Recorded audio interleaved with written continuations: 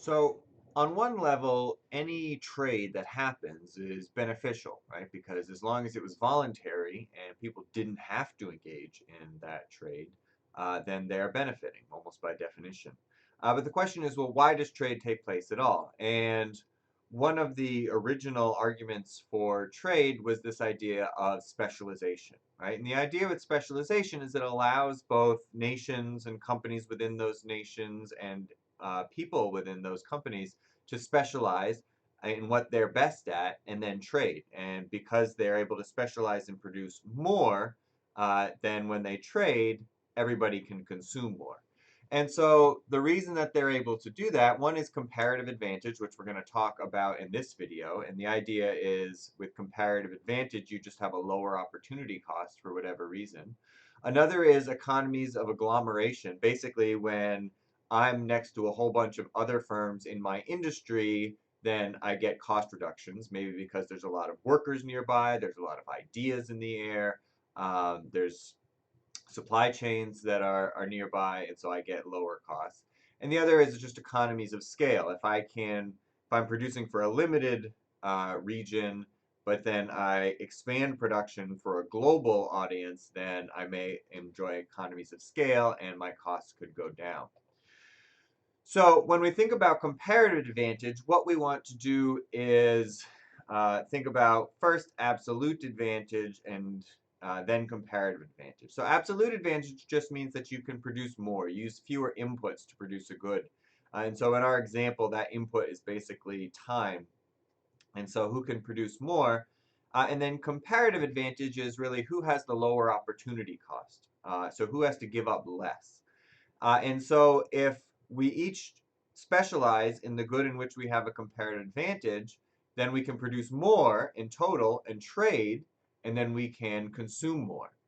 And so this was the argument that was first put forth by David Ricardo, and he used the example of England and Portugal and wool and wine, and said that basically because of geographic differences between England and Portugal, England had a comparative advantage in raising sheep and producing wool, whereas Portugal had a comparative advantage in growing grapes and producing wine. One of the things that I think is important to remember these days is that when most of our production is in manufactured goods or services, uh, that geographic comparative advantage doesn't necessarily hold, right? So there's no reason that Germany or the US or Japan or Korea necessarily has a comparative advantage in producing cars, except perhaps for economies of agglomeration, which are really due to historical choice and historical accidents. So here's our example with comparative advantage, and we're going to talk about wheat and apples. And so Carlos lives on Apple Island, where he can produce either 400 tons of wheat or 1,000 apples. And Greta lives on Wheat Island, where she can produce 1,000 tons of wheat or 1,250 apples. And the first thing to notice is that Greta has the absolute advantage in both wheat and apples, right? She can produce more of both. But when we start to think about comparative advantage, then we need to think about the relative prices. And so the relative price of wheat for Carlos is how much wheat he can produce, or how many apples he can produce, excuse me, divided by how much wheat. So 1,000 divided by 400, or 2.5.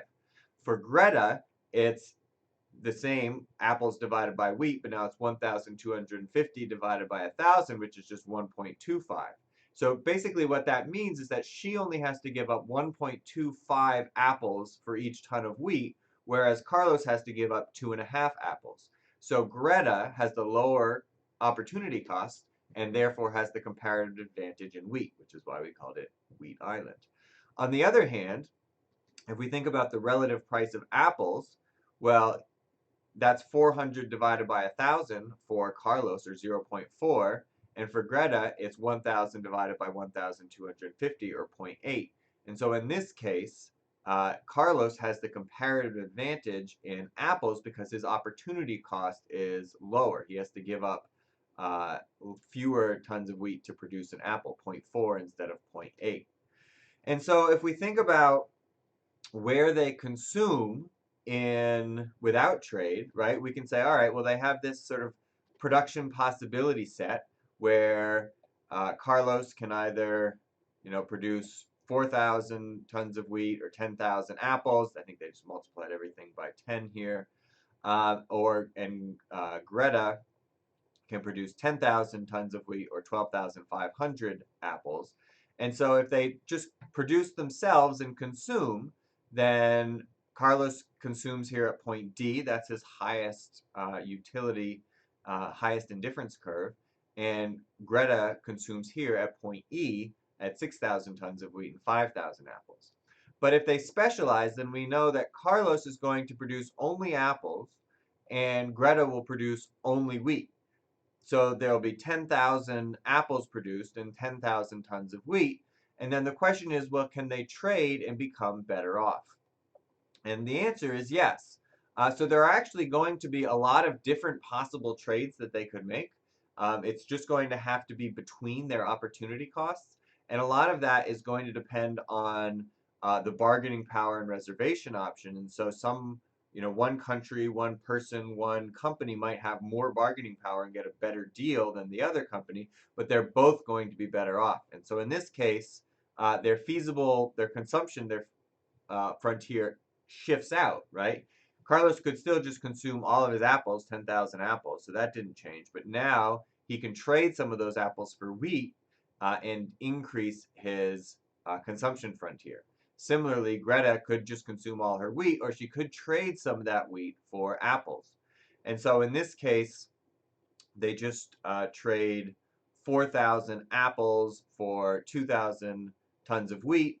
Carlos consumes 2,000 tons of wheat and 6,000 apples at point B, and Greta consumes 8,000 tons of wheat and 4,000 apples at point A. But the key is that they're both better off because they're both on a point that is higher than their original production frontier.